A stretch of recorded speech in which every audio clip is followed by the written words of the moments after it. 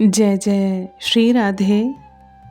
बुद्धि के निश्चय के अनुसार जो मन से मनन करना है, ये मन से शरण होना है। वाणी के द्वारा नाम और गुणों का उच्चारण करना है, ये वाणी से शरण होना है।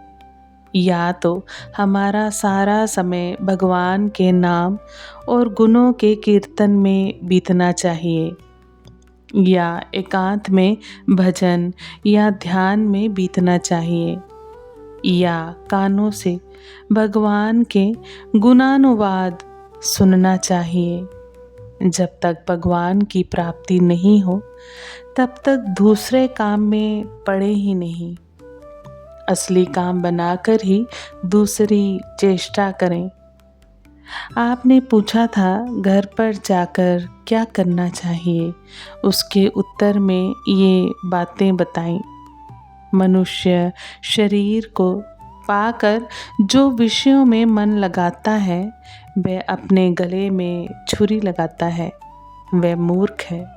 इसलिए ये कहना कि लोग समझते नहीं इसलिए रोते रहते हैं। जो चिंता शोक करता है वह मूर्ख ही है। यदि ज्ञान होता तो ये दशा नहीं होती।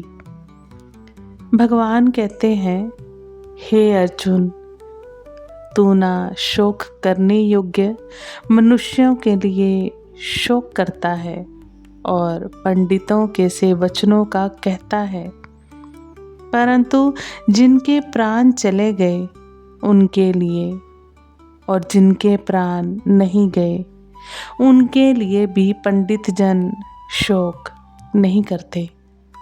पश्चाताप संताप क्यों होता है? उन्होंने पूरब में भूल की है, अपना समय व्यर्थ खोया, इसलिए रोना पड़ता है। एक भाई का लड़का मर गया, धन चला गया, रोता है, मूर्खता है। यदि धन इकट्ठा नहीं करता तो क्यों रोना पड़ता? सारी दुनिया के लड़के मरते हैं, जो जन्मा है वह मरेगा। कहा हमने 20 वर्ष इसके पालन पोषण में बिता दिए, ये तुम्हारी मूर्खता है। 20 वर्ष भगवान के लिए लगाते तो रोना नहीं पड़ता। ये संसार के पदार्थ हैं, इनका तुम संग्रह करते हो, इनसे वियोग अवश्य होना है। किसी भी चीज़ का संयोग है, उसका वियोग निश्चित है।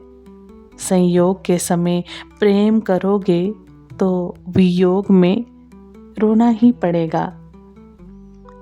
यदि अपना कल्याण चाहो तो संसार के पदार्थों में प्रेम करो ही मत। हम लोग जितने हैं सबका वियोग अवश्य होगा। स्त्री पुत्र घर और रुपयों के साथ आपका संबंध है, यहाँ तक कि शरीर के साथ आपका संबंध है, उसका वियोग होना निश्चित है। इसलिए इनके पालन में अपना समय लगाना ही मूर्खता है। कोई रोता है तो अपनी मूर्खता के कारण रोता है। वही मनुष्य बुद्धिमान है, ज्ञानी है, जो मनुष्य शरीर पाकर परमात्मा की प्राप्ति के लिए चेष्टा करता है। भगवान कहते हैं, जो दुख रूप संसार के संयोग से रहित है तथा जिनका नाम योग है, उनको जानना चाहिए। वह योग ना उकताए हुए अर्थात धैर्य और उत्साह युक्त चित्त से निश्चय पूर्वक करना कर्तव्य है। उस योग को प्राप्त करना चाहिए जो दुखों का नाश करने वाला है। वैराग्य युक्त चित्त से अनुष्ठान करना चाहिए। मनुष्य शरीर पाकर जो ऐश आराम और भोगों में समय लगाता है, वह निरा मूर्ख है, उसकी दुर्गति होने वाली है। ये जो वृक्ष हैं, इन सब ने यही काम तो किया, जब ये मनुष्य थे तब भगवान में मन नहीं लगाकर भोगों में मन लगाया। जो भोगों में मन लगाता है वह मूर्ख ही है। तुलसीदास जी कहते हैं, नर तनु पाई विषय मन देही, पलटी सुदाते सठ विष लेही। मनुष्य शरीर को पाकर जो भोगों में मन लगाता है वह अमृत के बदले विष को खाता है। अमृत क्या है? परमात्मा। परमात्मा में मन नहीं लगाकर भोगों में मन लगाता है, उसकी तो दुर्गति ही होने वाली है। पतंगे, भौरा, हाथी, मृग, मछली, ये सभी जीव एक एक इंद्रिय के वशीभूत होकर अपना जीवन खो देते हैं। हम लोग पांचों इंद्रियों के वशीभूत हो रहे हैं, इसलिए भोगों के विष के समान समझकर त्याग देना चाहिए। तुलसीदास जी कहते हैं, ताही कबहू भल कही न कोई, गुंजा गृही परस मनि खोई। गुंजा का एक छदाम उस समय प्रचलित पैसे की सबसे छोटी इकाई। गुंजा का एक छदाम भी मूल्य नहीं है। भगवान का भजन, ध्यान पारस के समान एवं संसार के भोग चिरमी के समान है। इसलिए हमें भोगों की ओर मन ना लगाकर भगवान की ओर मन लगाना चाहिए। भोग भोगना आत्मा की उन्नति में घातक है।